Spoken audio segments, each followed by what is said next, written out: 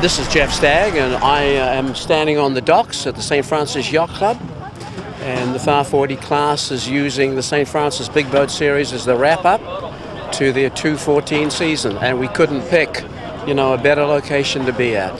Yeah, we've got 15 boats here from 5 countries, because it's part of the lead-up to the Rolex Farr 40 World Championships in a month's time here at St. Francis Yacht Club.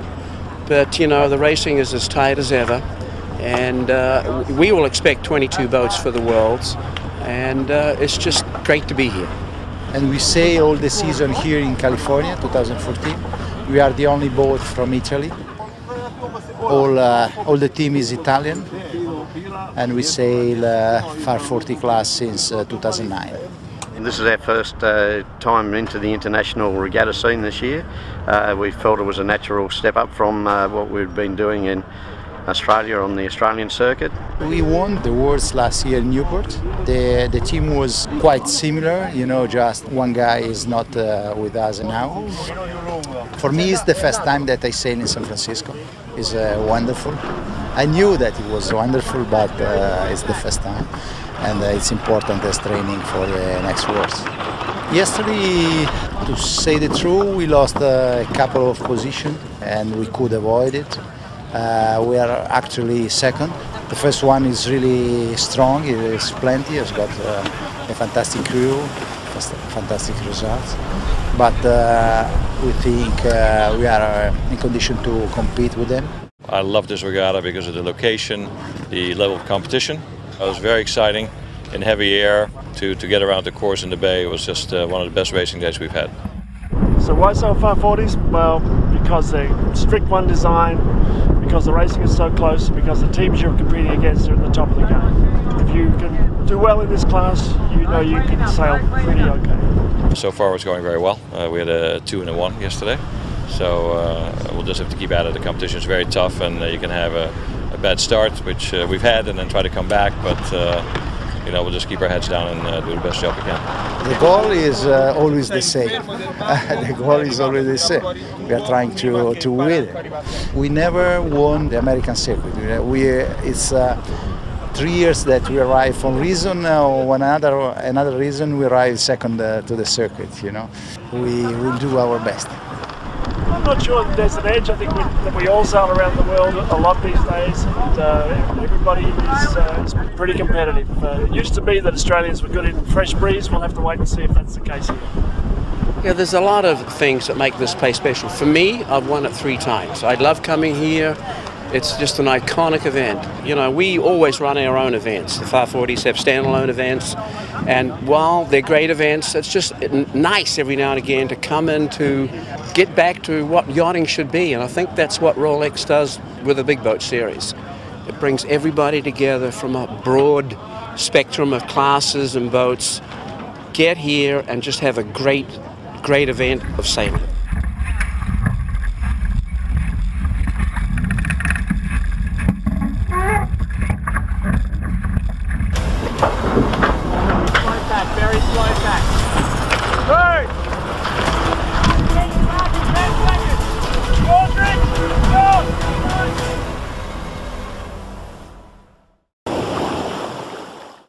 Before the taking, we need to stack the sails. We need to pull the sails from the windward to leeward. We have a small mistake, and the sail just out of control because the big gust coming, and the boat was overfilled, and the sail just dropped into the sea, and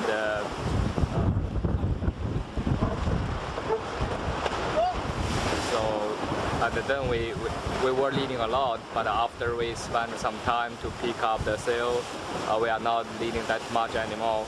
Choquez devant, choquez devant. Putain! Casse les couilles! Ouais, mais merde quoi! Tellement pas sérieux quoi! On redémarre et on va revenir. Ok les gars? Allez, ça va le catcher!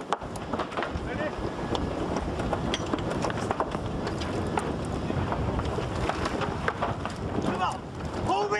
Hold me! Come on! Come on guys! Everybody's there! Everybody here! Everybody here! Clip fit. Allez, tout le monde derrière. Ok, allez hop! Allez, à droite, allez, à droite.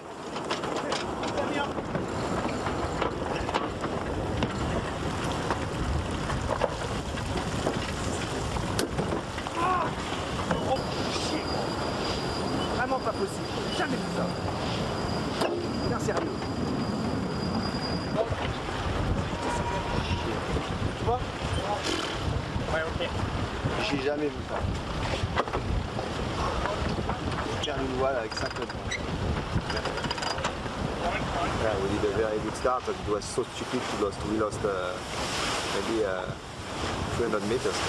So, but yeah, I was upset not to stay in lead because I know it was important to be a leader at the first mark. And yeah, so yeah, I don't like to lose so much like that. You can lose because you go in the wrong side, you can lose because you're not fast sometimes, but lose 200 or 300 meters like that, it's a lot. It's always good to have a good start, and I'm very happy and very proud about what we did on this course, because we really sailed it well, and I think we did the best maneuver. That's good because we are a young team, and we are doing some good things, so I'm very proud about that.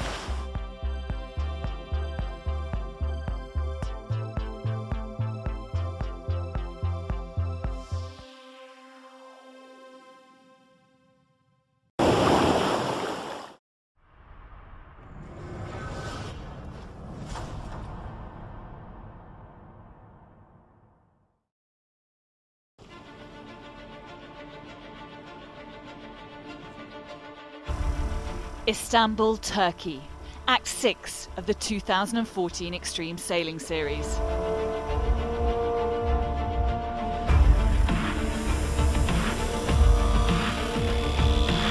Racing in the first 3 days was spectacular, some of the best of the season.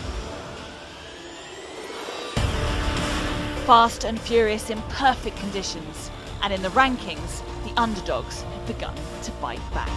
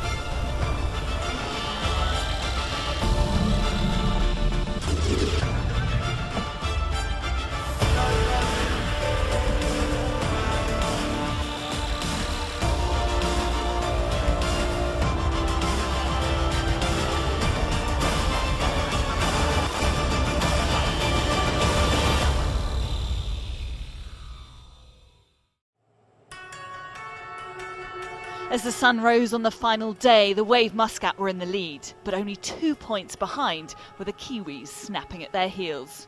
But all the front runners were feeling the pressure.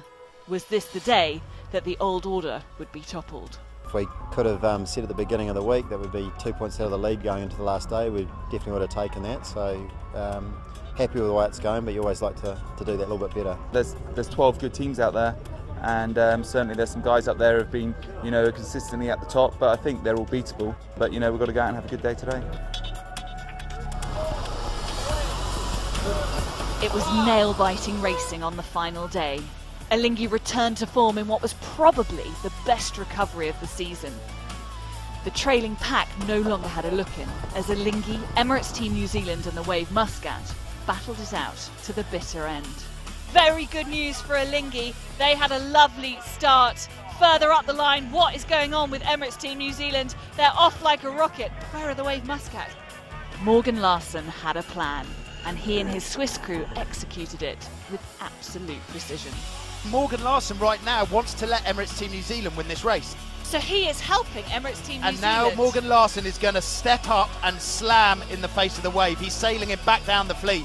Look how slow he is out the tack. Morgan Larsen is slowing his boat on purpose to put maximum pain on the Wave Muscat. That's let Emirates Team New Zealand go into the lead. In the end, it was a stroke of tactical genius from the American, who sailed a phenomenal race to keep the Wave Muscat off the top spot, keeping his team's title hopes alive and granting Dean Barker his first act win of the 2014 series. This, in my mind, is Dean laying the foundations to win his first act, but they're going to look right round at the Wave Muscat and Alinghi. SAP is the key boat. SAP rolled round the Wave and Alinghi, and they are going to be the key boat that buries the Wave Muscat. What is Alinghi doing? He's stuffing it up into wind, and he's letting Gazprom through as well. What must he be thinking? That is huge disappointment on board the Wave Muscat. Huge disappointment. I'm just really happy with the way the guys have just responded after, what was a really tough result in Cardiff, and maybe every now and then it's good to get a bit of a kick up the backside to make you sort of realise you've got to work hard for these.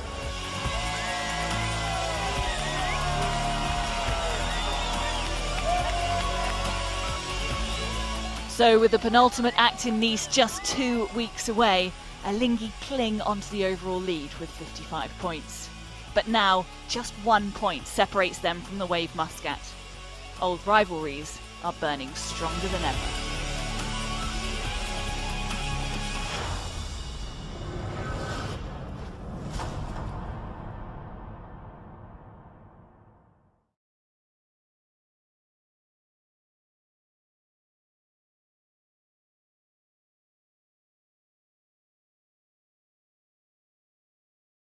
Oh, collision! It's a collision. What the hell? There is going to be a huge collision here.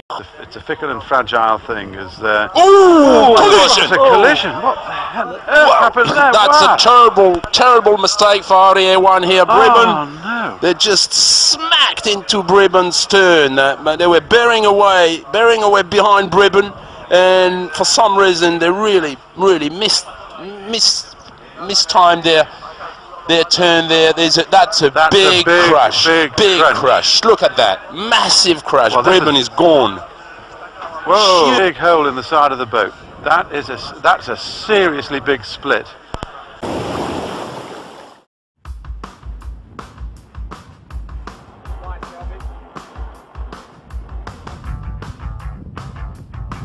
I guess it's a bit daunting. We've got one more night on the boat, and next up's the start.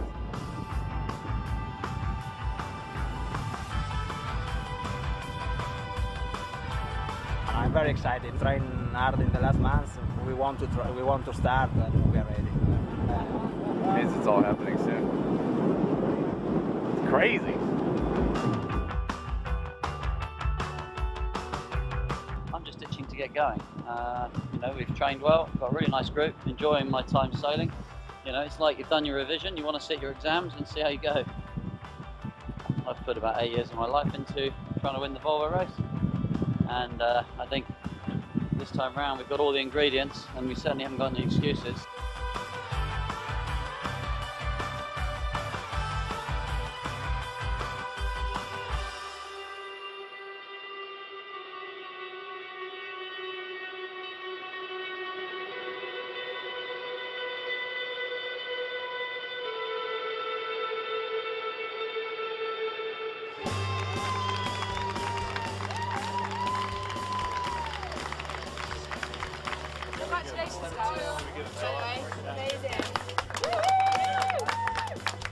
Kind of gives us some confidence of being able to compete properly in the race, because it hasn't been done before, being this late and this underprepared. So we still learnt so much during this last race about ourselves and about the boat, and we've still got a while to go. I couldn't be happier at the moment.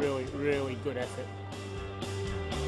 I think we sailed a really good race, and the most important thing was we were fast.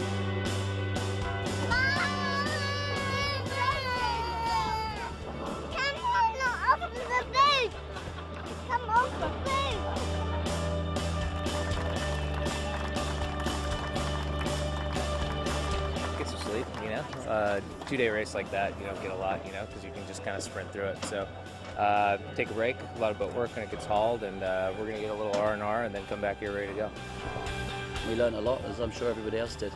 Sort of shows what there is to look forward to everybody following the race next time round. Good warm-up. Yeah, I think we will take a couple of lessons.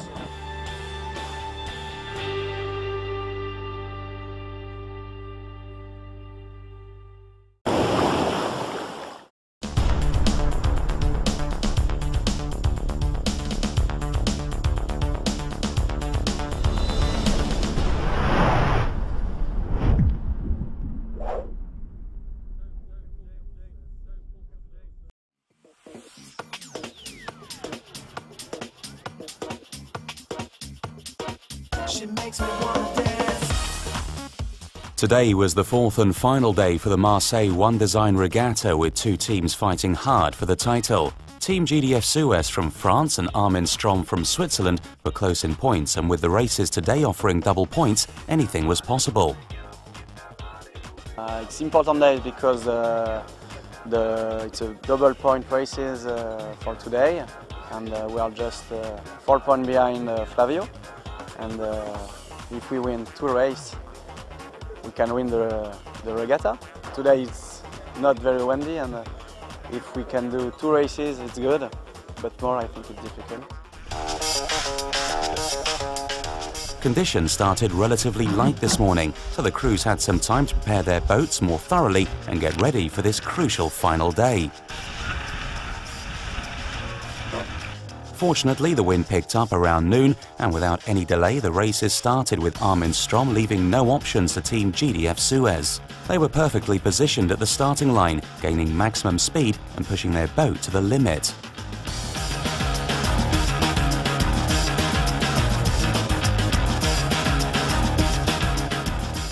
Team GDF Suez were trying to keep up with the pace, but were caught up at the back with Team Magic Marine battling for second place. If they wanted to win this event, they would have to score some bullets to minimise their point difference from Armin Strom. The conditions were ideal for these boats today, and the teams were taking more risks on the course, with close overtaking manoeuvres and lots of foiling. Lessons from the last few days on the water clearly paying off.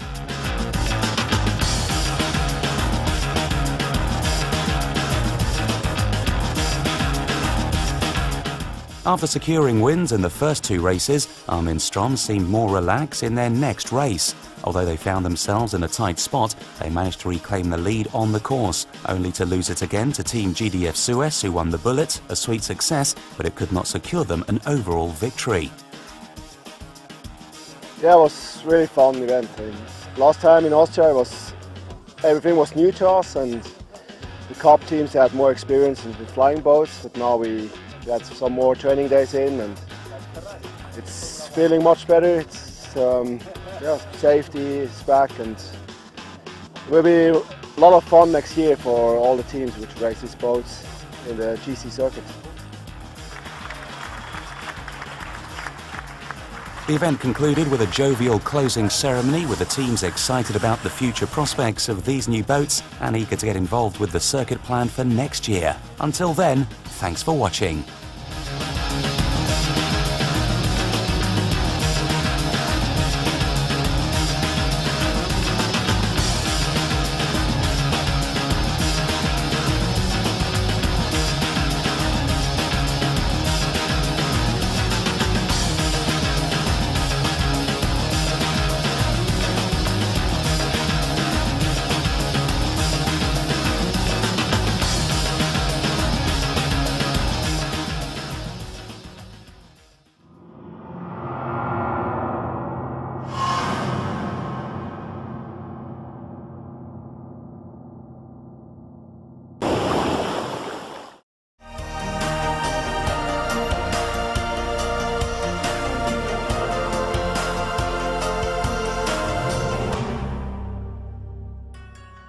Welcome to day 7 of the ISAF Sailing World Championships in Santander.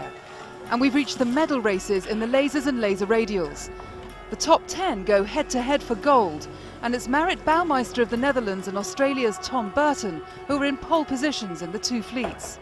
It's pretty much equal at the moment, but there's two others quite close behind, so I think it's just going to be one of those days to just finish the course and race as best you can. There's only one place that counts, so yeah, I'll just go out there and fight for it. The laser radial, the women's dinghy race is underway. And Bouwmeister only needed to finish in 7th or better to secure the gold. The race win went to Tina Mihalic of Croatia, but 3rd place meant the world title went to the Netherlands. Marit Bouwmeister will have done enough to have taken the laser radial gold medal here in Santander. The medal race is so tricky, you know, with my new coach, he's amazing and he's been supporting me all the way through, and I'm just so happy that he's on my side.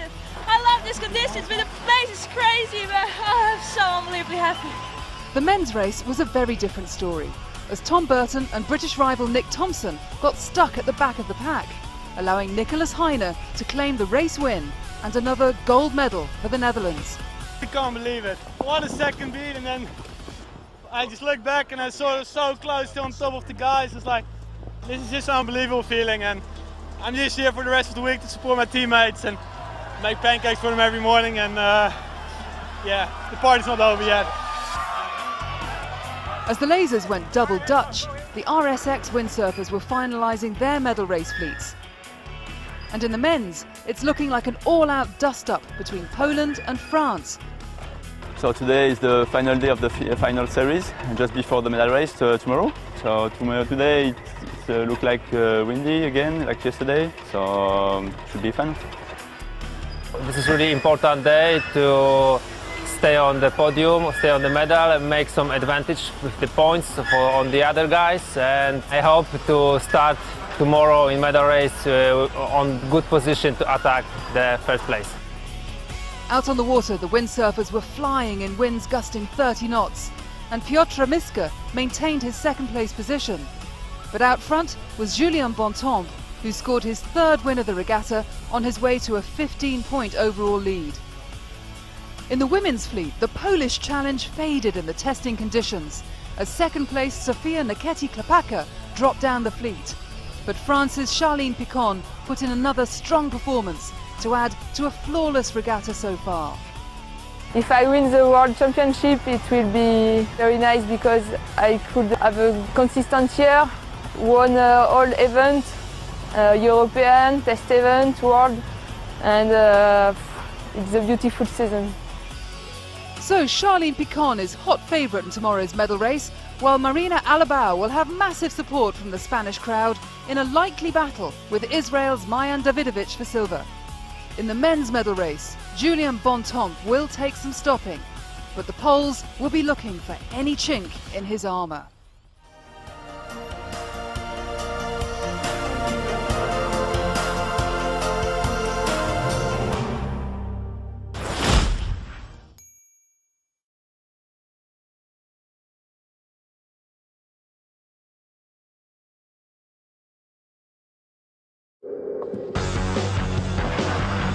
Go to boatson.tv, the very best top quality boating action, free. Sail, power and all things water sports, Boats on TV has it all.